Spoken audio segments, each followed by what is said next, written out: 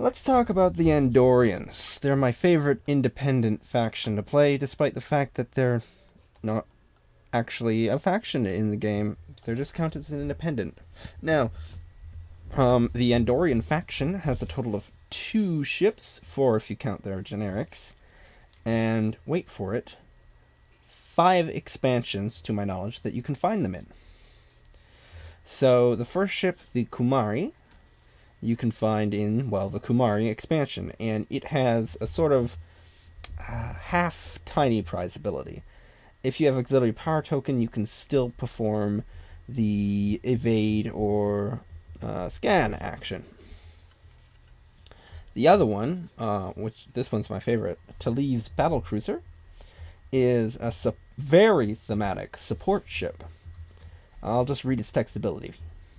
When a friendly ship within range 1 is defending, that friendly ship may roll +1 defense die. If that friendly ship is also an Andorian battlecruiser, it may also convert a 1 blank into a 1 evade. If the attacking ship is a Vulcan ship, that friendly ship may also add an evade result.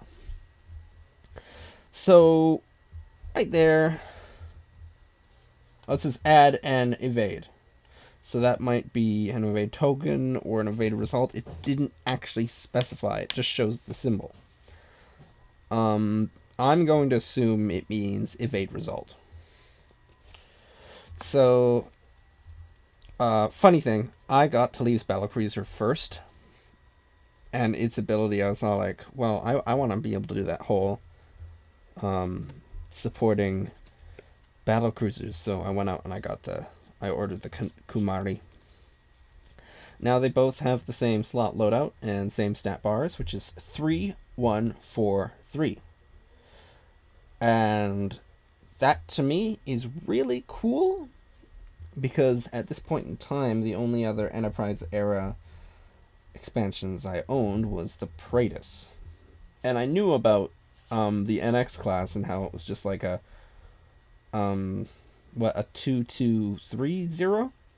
So to me, seeing a tanky ship, like for the Enterprise era, this is really good. You got 3 attack, you've got 1 defense, you've got 4 hull, so now you're up there with, so this is like up there with the Constitution class and stuff in terms of durability and offense. It's good. And it has the standard Federation action bar. Their slot loadout is attack, weapon, crew. One downside is there are only 2 Andorian themed weapons. That isn't to say 2 types. That is just there are 2. So if you collect all the Andorian cards, you're not gonna have enough weapons to put on your Andorian ships. However, good news is there's only 2 Andorian crew, so you'll be able to put all your Andorian crew cards on your Andorian ships if you're running both of those. Now let's see. Kumari is 22. Taliv's Battlecruiser is a newer ship, and it's 21. Taliv's Battlecruiser comes from the Motley Fleet faction pack, and I think that's where most of the weapons come from. I might be wrong. The weapons might actually be in 2 separate packs. Let me see. Is there a indicator on this? Oh no! Looks like the Andorian weapons came in the Kumari pack.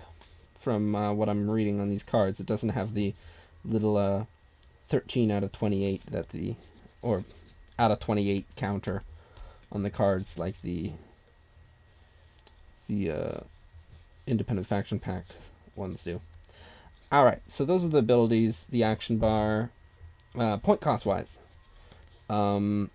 the original generic was 20 points. The recosted generic is 16. So that actually lines up pretty close with because I think the Constitution class generic has, I think it has the same stats, same action bar, and it's also 16 points now. In terms of firing arcs, they have no rear arc, but they have a 180 forward arc, and it's pretty good.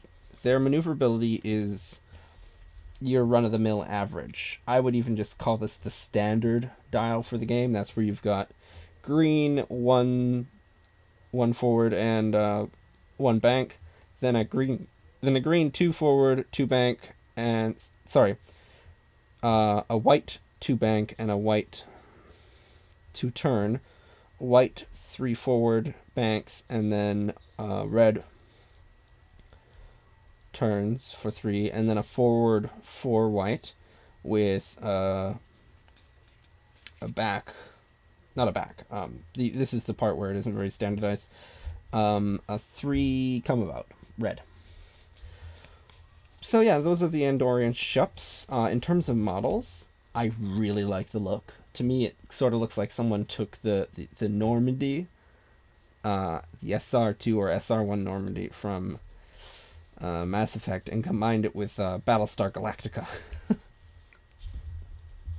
The two models are very similar, but they do have subtle differences. The model that comes from the Motley Fleet pack, I believe, is a slightly darker, muddier gray. It still has some gold detailings on the top and bottom, especially near the sort of, it's kind of like an engine intake, but it isn't.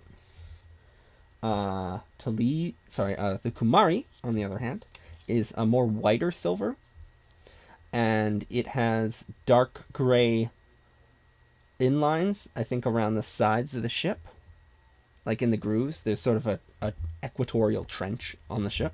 Also, the weapon pylons, there's two on each side. Those are gold on the Kumari, and I believe the front grille on the Kumari is also gold, but it's very hard to see because when you look at it, the light usually just makes the whole grille look sort of like shadowed lines.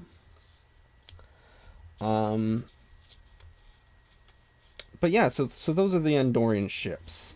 And before I go, I'll just let you know where you can get all the Andorian cards in the game. So first off, you need the Kumari, which is the main Andorian ship. Then you've got the Taliv's Battlecruiser, which is the support Andorian ship. Those will get you most of the cards. Then the next two cards you're going to want are, I believe it's in, or actually, because I think there are several captains. Counting generic captains, I think there's 7 captains. I could be wrong on that, because I don't own the Romulan drone ship or the card pack. But those have Andorian captains in them, because Romulan drone ships were piloted by Andorians. So the Romulan drone ship captains and all the named Romulan drone ship captains are Andorians. So you can consider those Andorian cards, even if it has a different faction symbol, because Andorian isn't an official faction.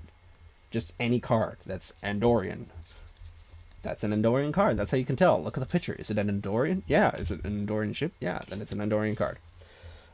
Finally, I think the last Andorian card is, I think, Andorian Helmsman or Andorian Tactical Officer, and it is in the ISS Avenger.